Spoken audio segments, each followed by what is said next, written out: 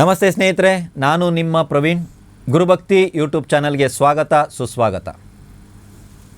ನಾವು 12 ರಾಶಿಗಳ ಬಗ್ಗೆ ಮಾತಾಡ್ತಾ ಇದ್ದೀವಿ. ಪ್ರತಿಯೊಂದು ರಾಶಿಯವರು ಯಾವ ರೀತಿಯಾದಂಥ ಪರಿಹಾರ ಇತ್ಯಾದಿಗಳನ್ನು ಮಾಡಿದಾಗ ಜೀವನದಲ್ಲಿ ಅಭಿವೃದ್ಧಿಯನ್ನು ಹೊಂದಬಹುದು ಅನ್ನೋದಕ್ಕಾಗಿ ಕೆಲವೊಂದು ಪರಿಹಾರಗಳನ್ನು ನಾವು ಕೊಡ್ತಾ ಇದ್ದೀವಿ. ಇವತ್ತಿನ ರಾಶಿ ಸಿಂಹ ರಾಶಿ. ಸಿಂಹ ರಾಶಿಯವರು ಪ್ರತಿ ಸಲವೂ ತಮ್ಮ ಹಣೆಗೆ ಕೇಸರಿಯ ತಿಲಕವನ್ನು ಧರಿಸ್ಕೋಬೇಕಾಗುತ್ತೆ. ಓಕೆ, ಕೇಸರಿಯನ್ನು ಉಪಯೋಗಿಸಬೇಕು. ತಿಲಕ ರೂಪದಲ್ಲಿ ಕೇಸರಿಯನ್ನು ಇವುಗಳು ಉಪಯೋಗಿಸಬೇಕಾಗುತ್ತೆ. ಸಿಂಹ ರಾಶಿಯವರ ಮನೆಗೆ ಯಾವುದೇ ಹೆಣ್ಣು ಮಕ್ಕಳು ಬರಲಿ, ಯಾವುದೇ ಹೆಣ್ಣು ಮಕ್ಕಳು, ಮತ್ತೆ ಮೆನ್ಷನ್ ಮಾಡ್ತಾ ಇದ್ದೀನಿ, ಯಾವುದೇ ಹೆಣ್ಣು ಮಕ್ಕಳು ಬಂದಾಗ ಯಾವುದೇ ಕಾರಣಕ್ಕೂ ಅವರನ್ನು ಖಾಲಿ ಕೈನಲ್ಲಿ ಕಳಿಸಬಾರ್ದು.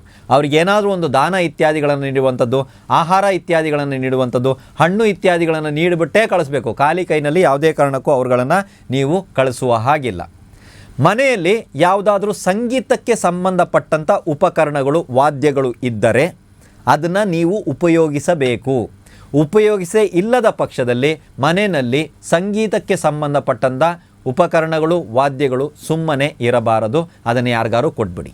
ಯಾಕಂದರೆ ಹಾಗೆ ಇಟ್ಟಾಗ ಅದು ಎಲ್ಲೋ ಒಂದು ಕಡೆ ನಿಮ್ಮ ಗ್ರೋತನ್ನು ತಡೆ ಹಿಡಿತದೆ.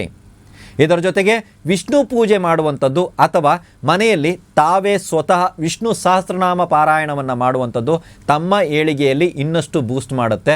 ತುಂಬ ಮನೆಗಳಲ್ಲಿ ನಾನು ನೋಡಿದ್ದೀನಿ, ಸಿಂಹರಾಶಿಯವರು ಇರ್ತಾರೆ, ಆದರೆ ವಿಷ್ಣು ಸಹಸ್ರನಾಮ ಬೇರೆಯವರು ಪಾರಾಯಣ ಮಾಡ್ತಾ ಇರ್ತಾರೆ. ಇದು ಹಾಗಾಗಲ್ಲ. ಸಿಂಹ ರಾಶಿಯವರೇ ಸ್ವತಃ ವಿಷ್ಣು ಸಹಸ್ರನಾಮ ಪಾರಾಯಣ ಮಾಡಿದ್ರೆ ನಿಮ್ಮ ಜೀವನದಲ್ಲಿ ಅಭಿವೃದ್ಧಿ ಆಗುತ್ತೆ. ಸರಿನಾ? ಸೊ ಈ ರೀತಿಯಾದಂಥ ಪರಿಹಾರ ಕ್ರಿಯೆಗಳು ಸರಳವಾಗಿರ್ತವೆ, ಸರಳವಾಗಿ ಆಚರಿಸ್ಕೊಳ್ಬೋದು ಅನ್ನುವಂಥ ನಿಟ್ಟಿನಲ್ಲಿ ನಾವು 12 ರಾಶಿಯ ಪರಿಹಾರಗಳನ್ನು ಕೊಡ್ತಾ ಇದ್ದೀವಿ. ಯಾರಿಗಾದರೂ ಇಷ್ಟ ಆಯ್ತಂದರೆ ಲೈಕ್ ಕೊಡೋದನ್ನು ಮರಿಬೇಡಿ. ಅದೇ ರೀತಿ ನಮ್ಮ ಚಾನಲ್ನ ಶೇರ್ ಮಾಡಿ, ಅತಿ ಹೆಚ್ಚು ಜನರಿಗೆ ಇದು ತಲುಪೋ ಥರ ನೀವು ಸಹಕರಿಸಿ. ಎಲ್ರಿಗೂ ಒಳ್ಳೆಯದಾಗಲಿ.